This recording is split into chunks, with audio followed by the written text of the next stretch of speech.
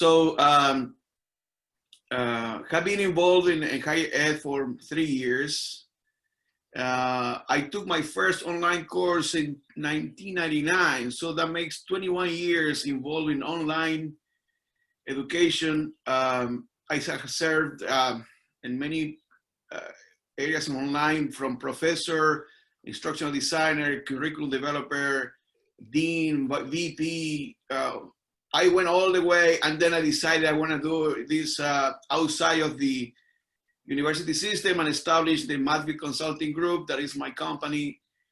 We focus on two areas, particular areas of online is growth, fast growth, and retention, student retention.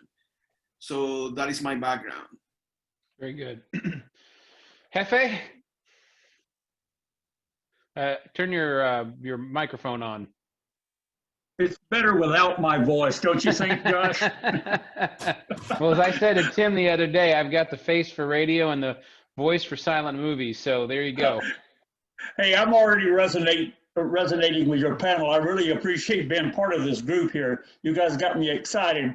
I came from manufacturing, so you might as well know where my thinking processes go. I served as a VP, corporate VP. My whole career, the first, 40 something years were in manufacturing. Got back and got my doctorate degree. So I have if you think of my background, I call myself a systems thinker. I come from a perspective of a Deming disciple with a high familiarity with Crosby and Durant, and I even adhere to the jerk quality expert Goldratt in the theory of constraints. So I understand what he's saying, but what a idiot he was. So with that background, later I got into academia, just like Sergio and some of the others talked about, became professor, vice president, dean at Indiana Wesleyan University, have served on numerous consulting jobs, including one now. So always looking for more opportunity. I never slow down. I'm older than dirt, right? So, and I know Josh from way back when, so way back when he had hair. I was sporting hair back then, yes. Sorry, sir. That's okay. Okay, well, and as I mentioned yesterday, the panel discussion yesterday, the topic is the importance of online education in the higher ed scene. And yesterday was more the view from the inside. So we had people looking at it from the inside. Today, we're going to focus more on the external view and your experiences as consultants and people looking at it from the outside is what we're really going to focus on. Let's start out with this question. Why are adult and online formats important for the institution to offer today? Tim, I'd like to start with you on this question. I know that you said that you're not the LMS guy, but from a strategic planning point, talk about the aspect of why it's important the formats are. And turn your microphone on. Okay. It's Tuesday. We ought not to be doing that like we do on Mondays. Right. So yeah, two things come to mind for me, Joshua. One is Kingdom Impact. You know, I think about lots of traditional campuses that have limited themselves primarily to 18 to 22-year-olds, and online opens up, it kind of blows up your neighborhood a bit. It allows you to serve people who otherwise wouldn't be able to do that. So it's all kinds of access, all kinds of things like that. And then the other one, yesterday when I was talking about strategic planning and mentioned the 7 legal ways to get resources, this is legal way number 6, and it's alternate revenue streams. And I think it's really interesting to watch some campuses to see at what point the alternate revenue stream becomes the main revenue stream and the traditional becomes more of, I don't know which one is cake and which one is frosting at some point in time. I like them both. So, right. But anyways, I do think it has profound revenue impact potential as well. And I think it feels to me like it's going to be the exception. The campus that doesn't do anything online is clearly going to be more of the exception than the rule. I don't think there are that many that can say, no, we don't want to do that. I totally agree with what you're saying there about it being the more of the exception that they're not going to do it going forward. Who'd like to jump in on that and add to that?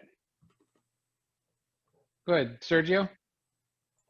I want to add to what Tim is saying about revenue stream. You know, I have a client right now that the residential program is subsidized 60% by the online program. So it's not alternative revenue stream for them. Is a lifeline. Mm-hmm. So in many cases, in particular smaller schools that are growing online, that online is becoming the main enterprise, educational enterprise. But still, the issues they have is they still think residential and operate online, and that creates a lot of issues. Yeah. Matt, Tom? I'll jump in. You know, I resonate with what the other two colleagues said. Number one, it's the future. I mean, come on, what's going to happen with online? It's technology change. It's radical.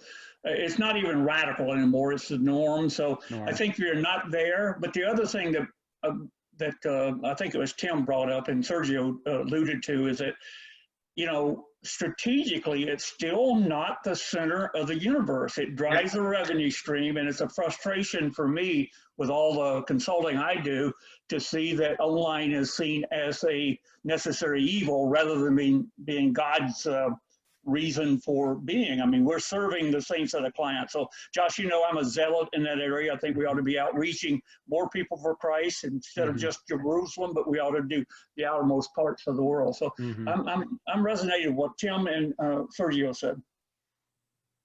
Matt, anything to add?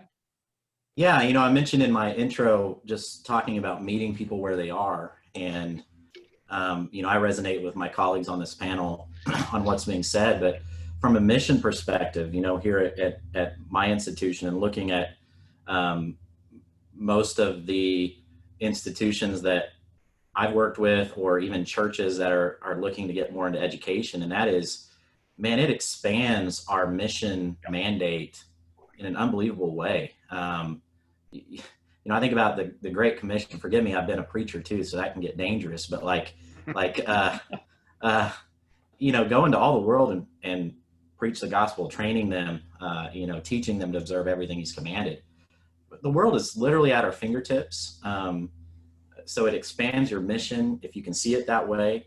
Certainly, the revenues. You know, I've heard it mentioned in this, like, without margin, you can't have mission, right? And so, not only that revenue stream, it'll drive that margin where you can complete the mission in maybe more traditional forms. But like, let's not. Sometimes I think we think of online as the tail. I think that should probably shift, because look at the number of people we can impact through this. I mean, it's unprecedented what we can do. So I tend to look at it, you know, those two lenses of margin and mission together. Man, it's amazing the impact that we can have. And, you know, in ways, this pandemic piece has opened more eyes and ears to this method. So that's what I would add. Okay. Well, and you know, I've said it to people for years now. You know, if I was going to start a school, I would only do the online because of the systemic scalability and the ability to reach without all of the infrastructure. So it makes a huge difference. From an external perspective, what are some of the missteps that institutions are making with regards to adult and online education and emergency remote teaching right now? I'll just throw this one out there, and whoever wants to jump on it, I'll let you guys jump. Go ahead, Sergio. Well, the first thing, you know, with the pandemic and the school forced to go online, what they did is they took the residential classes and they put it through Zoom. And they teach exactly the same classes, 45 minutes with no changes, and say, now we are online. Right. So that is not online. Like we could call remote, I don't know, distance, whatever you call it. That is not the concept of online education. Online was conceived as to be asynchronous, and essentially in order to reach out as many people as possible. Yep. So people can take classes at the convenience. Now things are changing. The pandemic now is forcing us to more a hybrid idea of the online enterprise. Mm-hmm. Maybe with the high flex, hybrid, flexible, things like that are coming along with the traditional online asynchronous model. But what they got wrong here in terms of calling it online is repeating what they were doing in the classroom with no changes, and really forcing and torturing faculty and students to be 45 minutes in front of the computer, creating that fatigue that creates in the students and faculty, and everybody's so tired of it. Yes. And the question is, are they learning or they are not learning? There has not been redesign of the curriculum. There has not been redesign of anything to put in a digital format. So that is one of the main mistakes that they have made so far. Okay. Josh, let me add to Sergio, because that wasn't the thing I wrote down too. Here we are in the online remote learning environment, and then we're getting these reports that online learning is not, distance learning is no longer good, when the exact same time that we don't even use the models that we use, because we all know that adult learning or online learning, we still get higher outcomes than a traditional student, and then wonder why they don't get the same outcome. So I'll shut up. Sergio, I'm going to start preaching myself.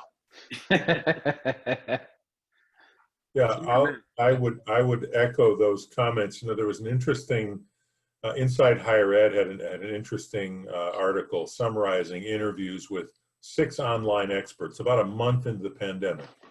And they were saying, what do you think will come out of this? And several of them thought, essentially, I'm paraphrasing here, said, you know, essentially, ding dong, the residential model is dead, it'll never come back, et cetera, et cetera. And a couple others were saying what Sergio and Tommy are saying here, which is, you know, actually, I'm not sure, I'm again paraphrasing, I'm not sure this forced march to return remote learning by students who didn't sign up for it, and faculty, Sergio, your term about being tortured into doing this, this could actually set back genuine online learning for a window of time. I mean, I've got 5 minutes from here is my soon-to-be 6-year-old grandson who is practicing remote kindergarten. And I'm just telling you, it is not going well. No. That active man, little man, is not doing well. So there could very well be this, almost this generational thing where people will say, oh, online, oh, no, I tried that in the spring of 2020. What a waste of time that was.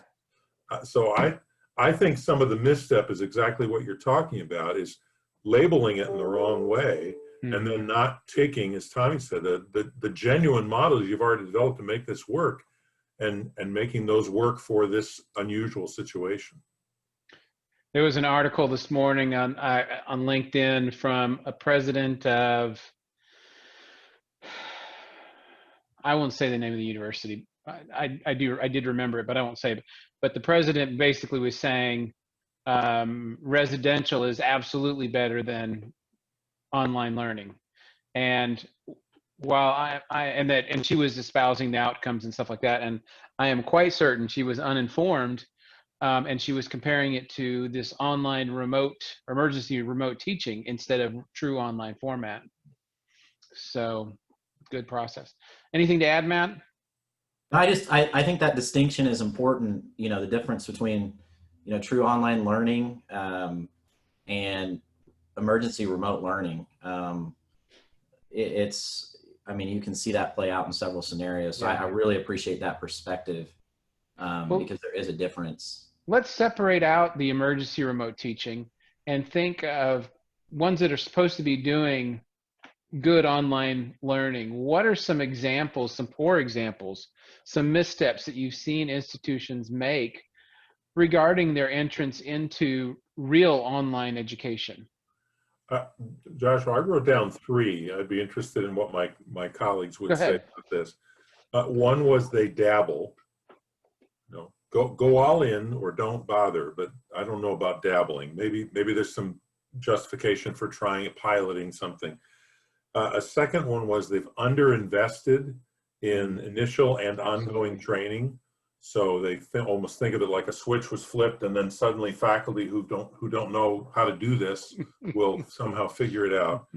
And then the third might be they saved money on platform and LMS, and that's come back to bite them. Yeah, yeah, for sure. What do you guys think about those? Well, I'll just add to, I mean, I agree with him totally. One of the things that still bothers me, and Josh, you know my feelings in this area, I don't mean to be overly critical of the traditional professor. I was one, but on the other hand, we come in with a one-page syllabus. We didn't do all the planning. The course isn't developed in totality. The learning outcomes are somewhat judgmental. There's a lot of variation among teachers. As you know, sometimes professors on the traditional side don't do a good job. There's no way of catching that. With an online, you got a permanent record, you got an archive, so at least you have the ability to benchmark yourself back into quality. Mm-hmm. I think if I can add something, there is in many schools I work with, there is no much attention about instructional design. Courses are developed and taught without really a foundation how people learn online. Mm-hmm.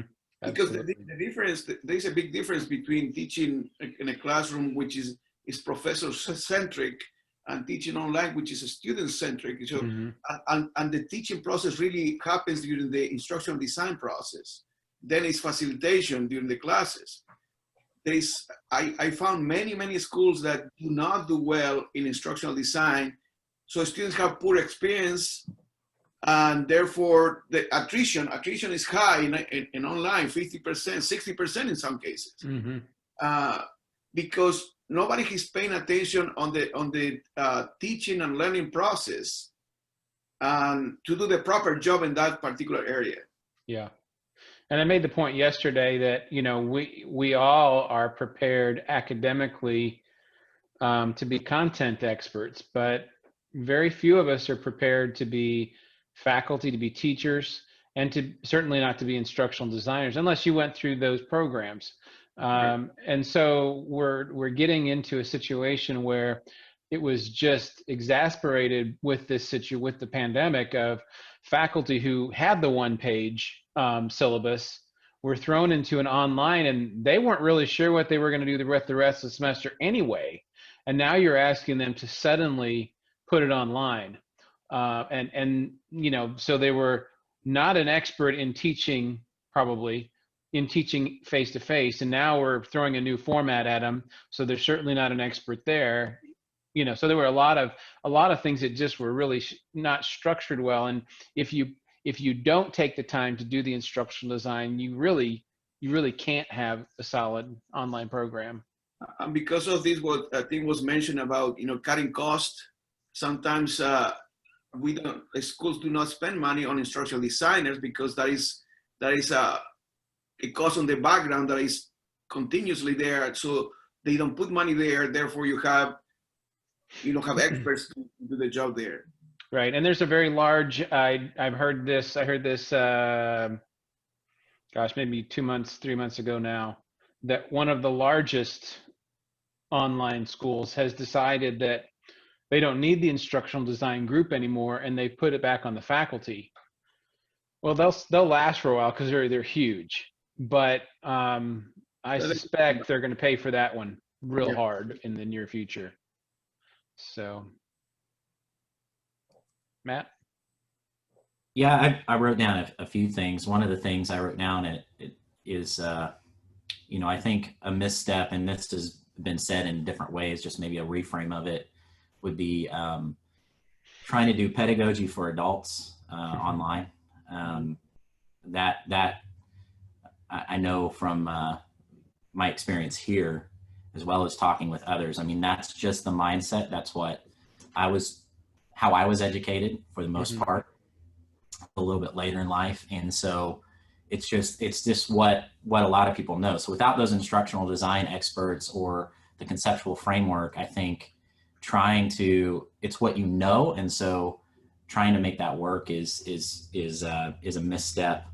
I think too, I think I'm Department of Redundancy department, but I think a misstep for institutions can be, again, separating mission and margin. Like, so if your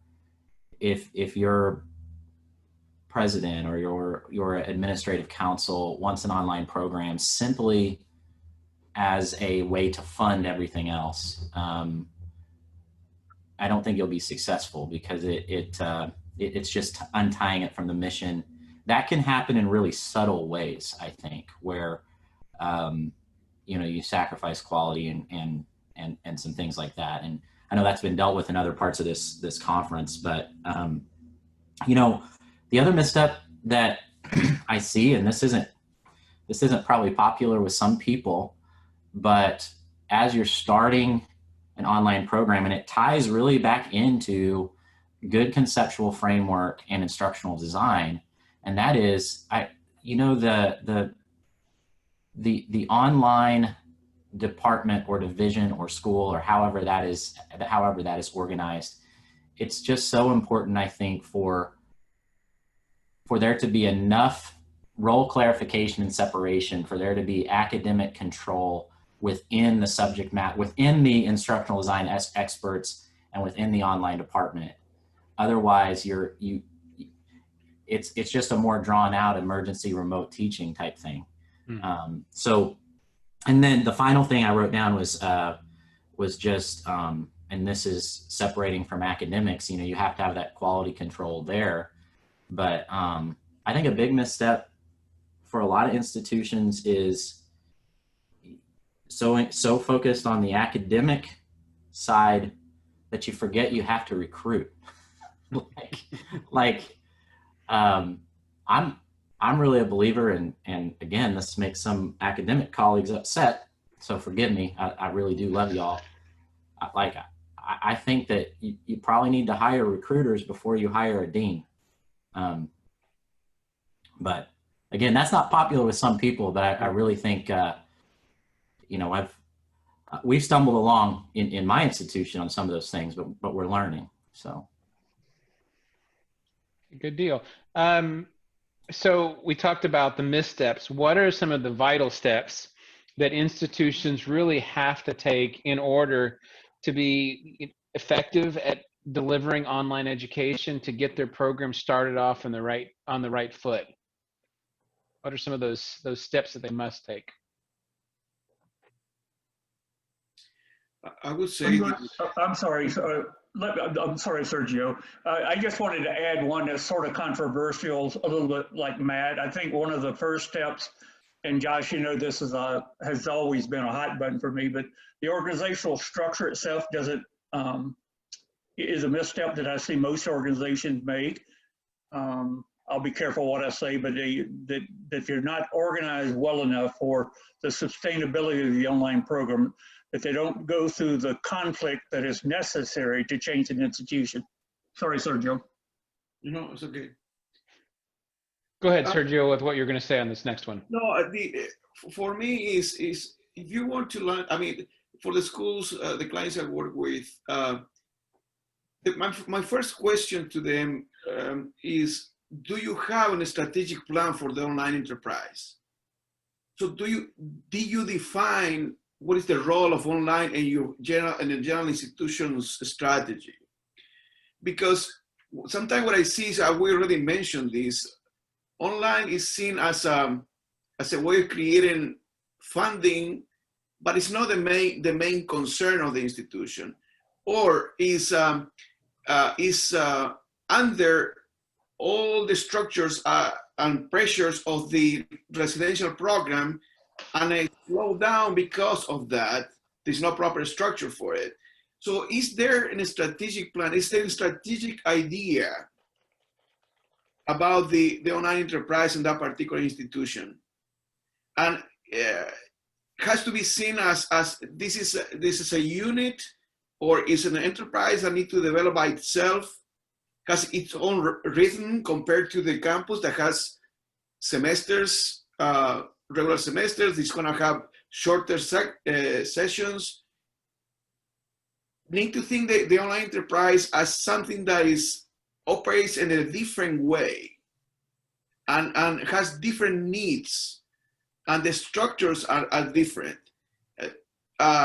Otherwise, the whole thing is destined to fail. I just working with the school that have had enrollment stagnation for 3 years, because the whole online enterprise is subdued by the residential programs and the residential structures, and the way of thinking is the same way in financial aid, in recruitment and enrollment and admission.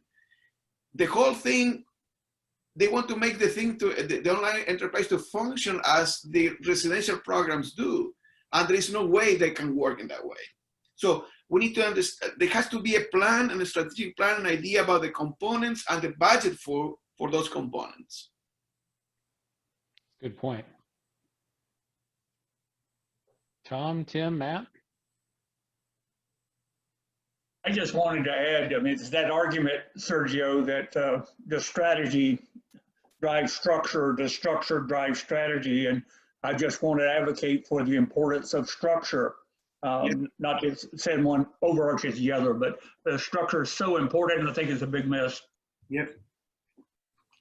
Yeah, I would say, you know, there's that great Peter Drucker quote of culture eats strategy for breakfast. And the corollary I've developed to that one in times of consulting is, and then it has the org chart for a mid-morning snack.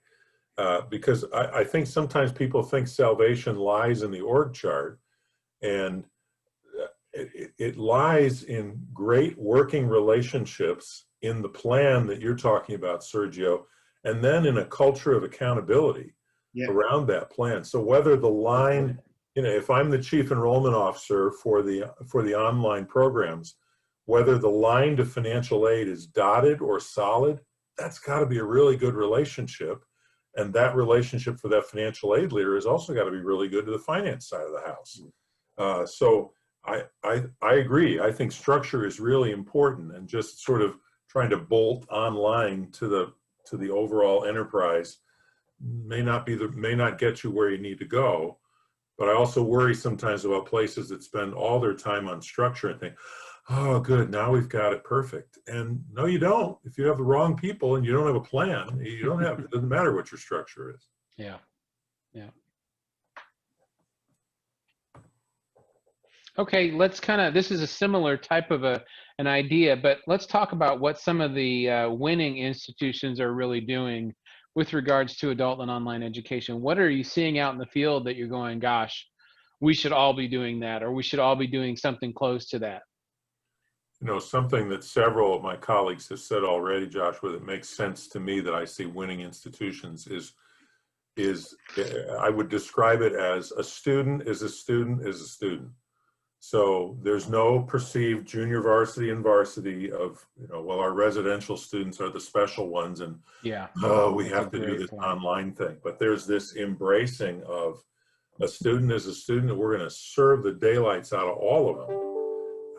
I think that's something that's really critical that I see on campuses that are being successful this way. That's a great point. I just looking at the successful schools and how you do, particularly in the recruitment area. I just was researching on response to information inquiries from students, and I came out with an article of the Southern New Hampshire University.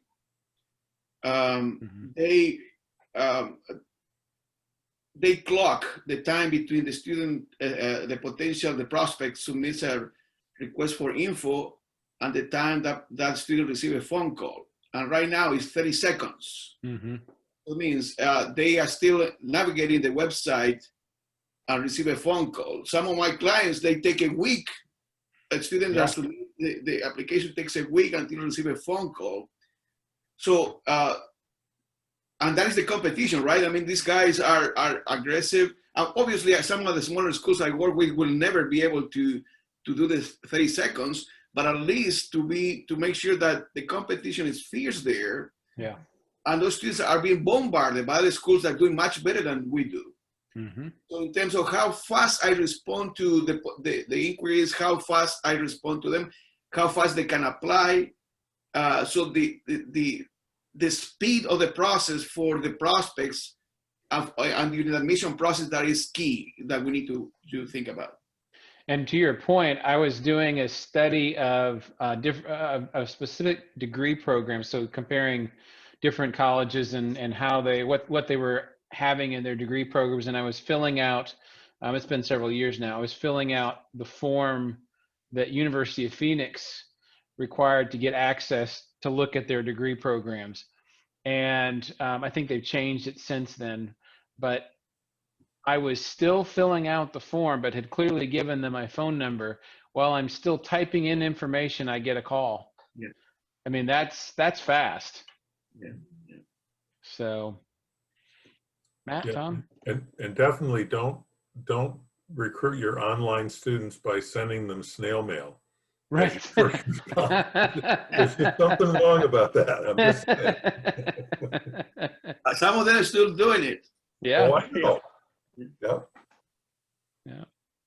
I'll add, Josh, that interesting that Sergio mentioned Southern New Hampshire University, because that was on my top list too of the universities that appear to be doing it well. I do find a little gap with my experience with them. This is just a story, anecdotal story, but I picked up a remote learning class with them, and it's been very, very difficult. They had to adjust for whatever reason. Apparently they didn't start their campus up with their live students. And I'll be honest with you, I think I thought I was a really consummate professional, and I'm struggling with the class, and the students certainly are struggling with the class too. So it's a gap. It's an opportunity for potentially some of us to strike back if you see that gap, because they are strong. They will spend money to make money. They have a very robust culture of assessment, but it's not, in my viewpoint, not totally perfect, but they're darn good. They're probably the best I know out there. Mm-hmm. Anything from you, Matt, on that one? It's already been touched on, but I think the institutions that are doing well, kind of, you have your big players out there that are able to spend money. If you don't have that kind of budget to spend money to get students, then you have to find, I think the riches are in the niches sometimes, but sometimes the niches aren't necessarily what we think they are. Mm-hmm. I think being able to, and it's going to depend on the setting and the school, and your culture is so important, but just really, again, I'm a broken record, but just that student-centered or person-centered, meeting somebody where they are in the customer service side. And I think a big plus is if you can make the interdepartmental handoffs really keep the same culture in each, like, so if a student's going from a recruiter to financial aid or a recruiter to advisor, those handoffs can be critical, or even transcript evaluation, those kind of things. But I think with the competition in the online world, just exceptional customer service is going to set an institution apart from the start. And then when you have that, you have a student coming into a classroom with high regard for the college, with excitement for the university, understanding, the benefits of what they're going to be doing. And I think it makes just the whole culture of assessment and everything else easier. So if you miss on that on the front end, that's what I think some schools are doing really well. So some of the big players, I don't, and again, I'm not an instructional design expert, but I don't necessarily see that they have their curriculum is so much better. But I think their customer service is incredible. and that just puts the learner in a position to succeed. So Sure. Yeah, you know, one other thing I would add to this mix that I think is important, Matt, you're talking about how customer service sets you apart. To me, implied by that is some understanding of what the customer needs. And that's a good reminder of what I would call a regular rotation of market research too. So what are they looking for? What delivery modalities matter? What kinds of programs? How are we doing? Back to that culture of assessment, that's got to be part of that as well, to make sure that, boy, I think one of the, back to things that plague people sometimes, it's the curse of the sample size of one. You know, when my niece was looking, she found, I was with one board on a strategic planning project, and I could not get this one board member off talking about his niece. And I finally looked at him. You know, I'm a middle child, so I had to think of a way to do this respectfully, so he'd still like me. But so I said, you know, your niece sounds exceptional. I would love to meet her. What we have to figure out is whether or not she's typical. And I think too many campuses, that's another underinvest area. They don't know what their customers are really thinking about them, much less why their potential customers aren't looking further or walking away from them. That's a great point. Now, Josh, regarding what we're talking about this, the customer service, one of the issues I see some of the schools is they have functional financial aid, they're functional student support, they're functional, everything is functional, but they're silos. Mm-hmm. So when they have to go to serve the student, there's no really coordination on those services. And the students are really bouncing from one department to another to solve an issue. So some of the schools are create, you know, they call it student success coaches or whatever. They create, and I have seen this with some of the schools. They create positions that actually work with the student personally and help the student with the financial aid issues, the academic issues, the spiritual issues, whatever it is. But it's one person that really drives the process, because otherwise it's just several silos. Yeah. They don't talk to each other. Right. Well, and even at ORU, they were trying to capitalize on that idea years ago when I was still there by developing an adult learning service center, adult student service learning centers, something like that, where a student could go and everything is taken care of there, all in the same place, with all the same voice, but there were still those silos to a certain extent. Correct, and they have now the student success coaches. That coach is with the student from admissions to graduation, and is the main point of contact. Is the same person through all the program, and they work out the details. And if they started with some academic issues, that coach is going to help the student to solve the issues. Even talk to the professor, even talk to the prof. Nice. With financial aid. So that is the job and what they do. That's great. That's great.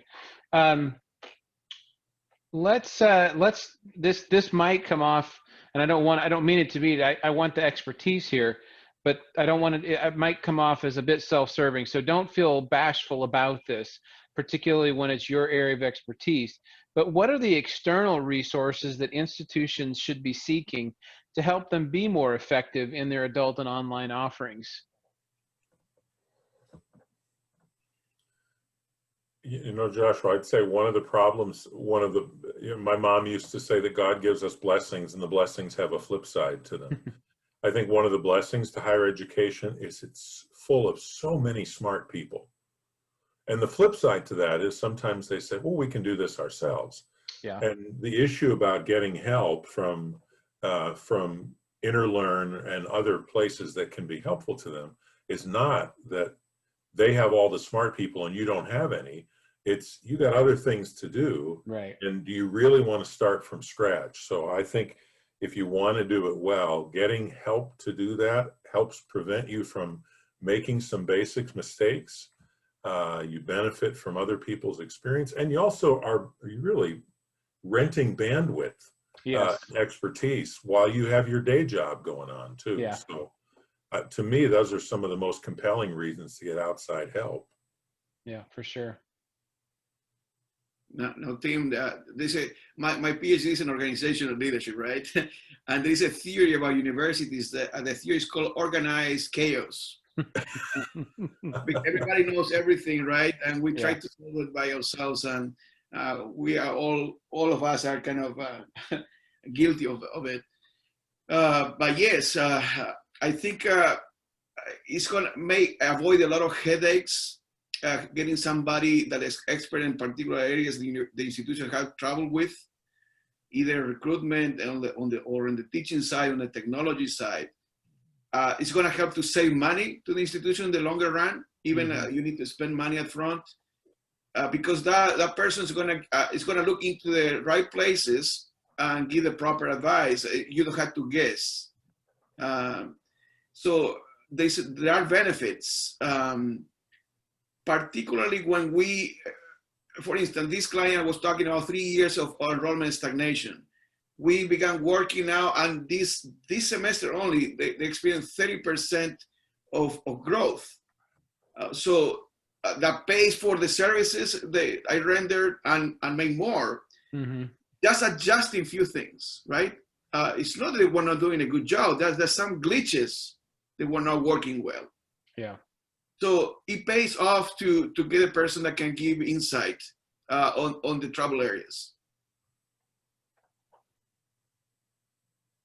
Tom or Matt?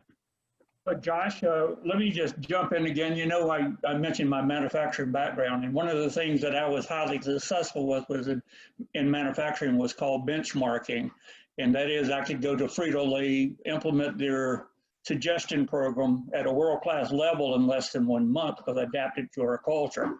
However, I couldn't have done that unless I didn't take non-proprietary information, still shamelessly non-proprietary information. So the lack of use consultants, the tendency of an organization to grow and then to insource everything is just so irrational. There's just no way possible that your spectrum of experts will come from within your own physical location. It just mathematically cannot happen. You can't find the best expert when you cut them out and you want to bring everybody inside and do it yourself. Then you're losing out, you become myopic, and then you become another failure just like everybody else.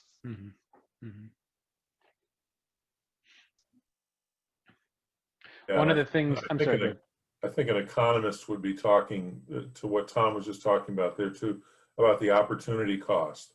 So if you saved money at that by doing it yourself, what were you not getting done? Yeah.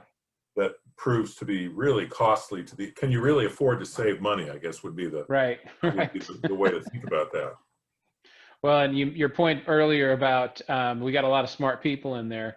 It's been probably a decade now, but when I was first really starting to think about, maybe not first, but one of the periods when I was really looking at the financial side of things and starting to think about my own and taking care of investments and all that stuff. And the guy that I was reading at the time, I can't even think who it was, but he said, you know, a lot of smart people are really dumb with money because they think they can do it themselves. And that's the same situation here. Is we have people who are very smart. We don't doubt their intelligence. It's just that they don't have the experience to do the things sometimes that they need done.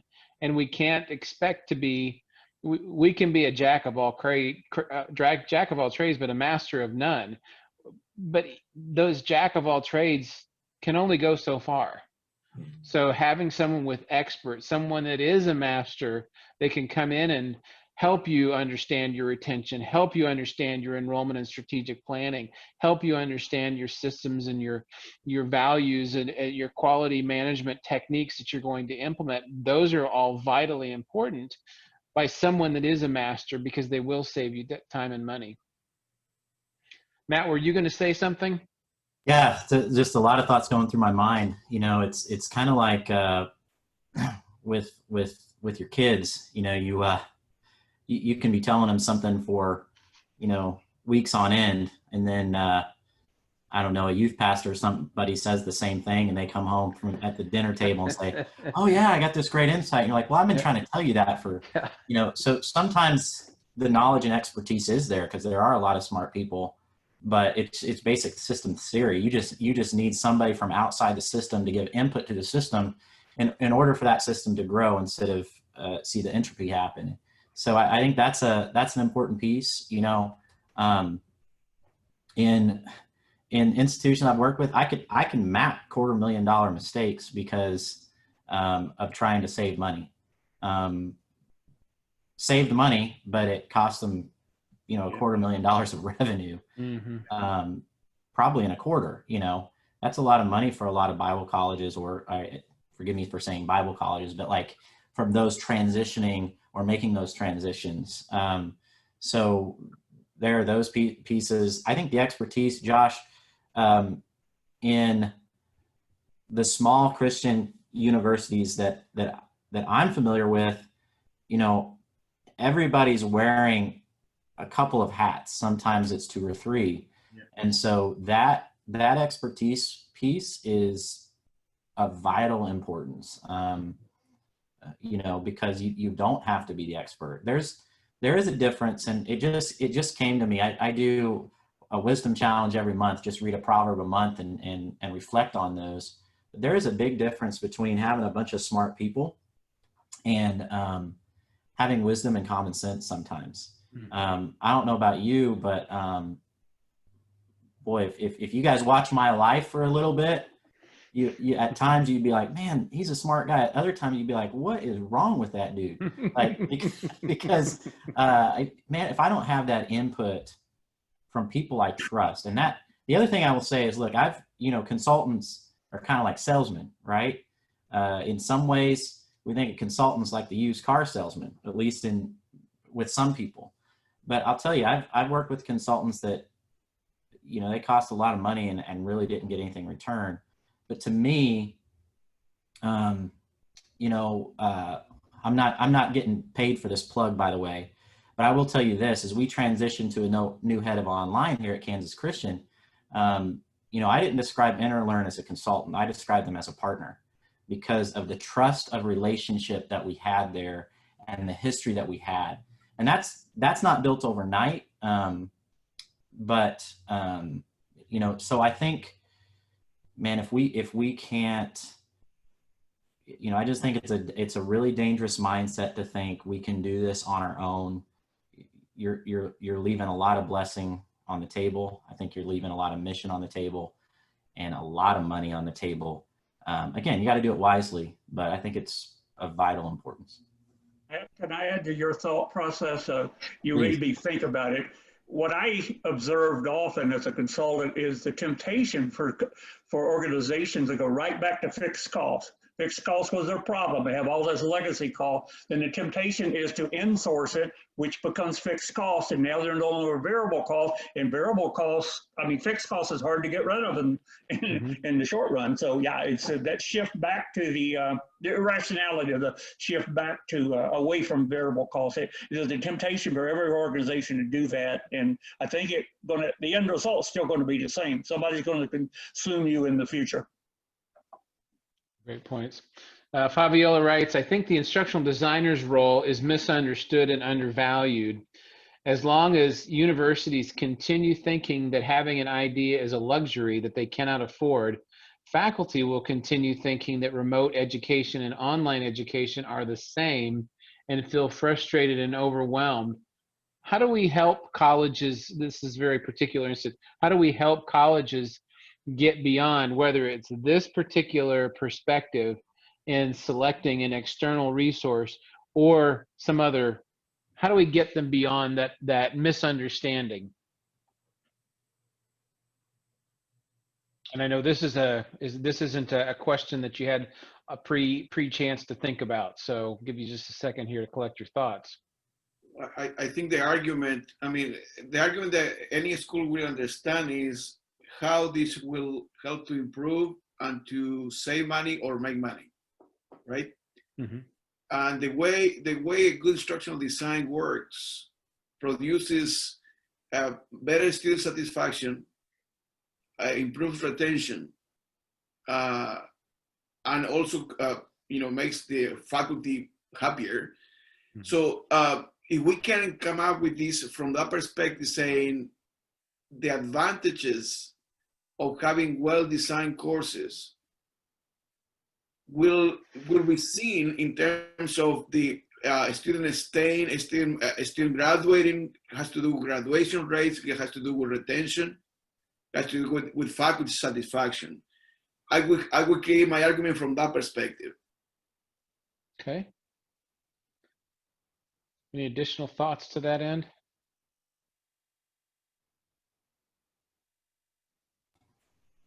I think one of this is a bit anecdotal, but you know, we went to that emergency remote learning, and there's a professor that I spoke to who had facilitated some online courses for us and actually did a great job, but was really kind of like, well, I just don't feel like it's as effective as traditional education. Well, then he had to move all his classes online remotely, and it was asynchronous, basically mirroring things. And he came to me and he said, you know, this doesn't work online.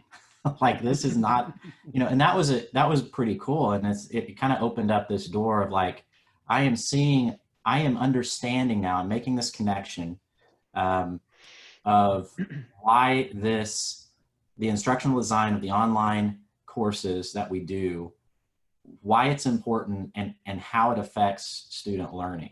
So that was kind of really a cool light bulb moment for him. But how do we, I'm not sure how we, my guess is, or one of the things that I think we need to do is somehow in our training of professors, facilitators, or at least getting people, the questions online, you know, remote education, online education are the same, feel frustrated, overwhelmed, is, you know, sometimes I know pre-pandemic that one of the things, if you have a gifted, passionate, traditional teacher that's trying to facilitate online, sometimes they feel as though their God-given, you know, gifts and abilities they can't use those because they're not face-to-face with the student.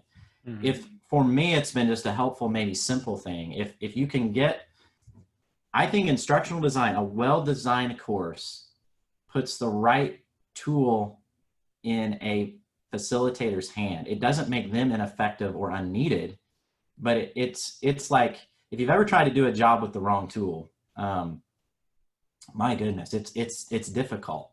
But if you can have a well-designed course and then help the professor understand how to use that tool to reach the goal, then I think you can start to get buy-in on that. And I think that buy-in, I mentioned this yesterday, but that buy-in, a lot of times I wasn't getting buy-in with faculty and staff because I was trying to force them through pedagogy to see the importance of andragogy. So.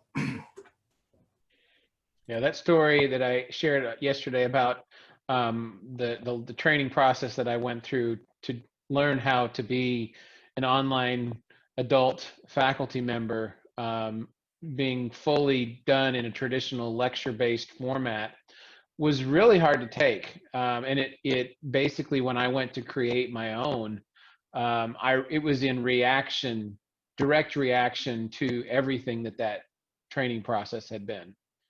And so that's a good point to bring up. When you think about the institutions with which you've been familiar, whether that's as an internal person working at the college, working with a consultant, if you did, or as a consultant, how do you engage well in those relationships, those external relationships, whether you're internal to out or out to internal? How do you make that relationship stronger?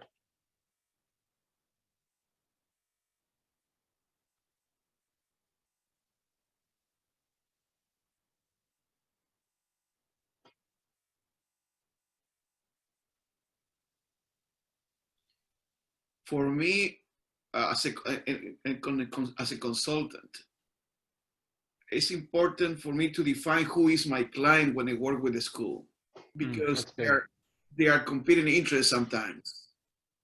And So when I need to make sure the person I'm serving a division, I'm serving a person.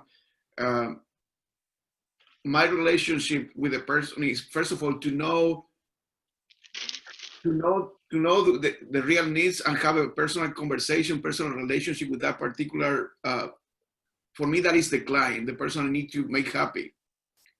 I had to respond to the needs, but also to have a very close, to be understanding, not come up with a menu of solutions that the person may say is impossible, or I don't have the support of the internal support to implement, to work with the person very closely to understand the institutional reality the person is living with, because otherwise just giving them solutions that they cannot implement is not going to work. So the personal relationship and the understanding and going deeper, just the superficial relationship as a consultant and client, but going deeper to understand.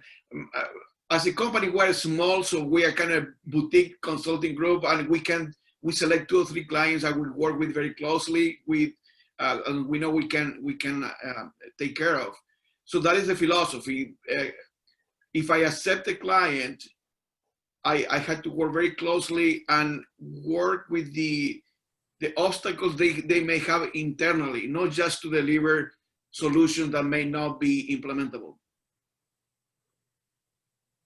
Any other thoughts? Go ahead. Yeah, I would add to that too, how important it is to practice good listening skills, asking the right questions. That builds the kind of trust that Sergio's talking about too. If you show up with the equivalent of a laminated sheet that this is how it works everywhere, and you don't know culture, and you don't know who your client is, and you don't know what the obstacles are, you're not going to be particularly helpful. So it helps to ground it in their reality, while at the same time, as we talked about earlier, the benefit for your outside perspective is not getting stuck in their reality, but saying, yeah, actually, this is something lots of other places have dealt with, and here's how they've done it. Or, no, you're really not as unique as you think you are here. So. I want to talk really generically. One of the clients I work with, I'll be honest with you, I struggle with it as a consultant, because as a consultant, I feel like they asked me a question, I need to give an honest opinion. And this type of client likes to have everything run smooth and not to argue and everything go smooth. And so it's that tension of being honest to yourself. And I'll be honest with you, I just rather not consult than not be authentic. I mean, Josh, if you tell me to shut up, I will shut up. I will shut up.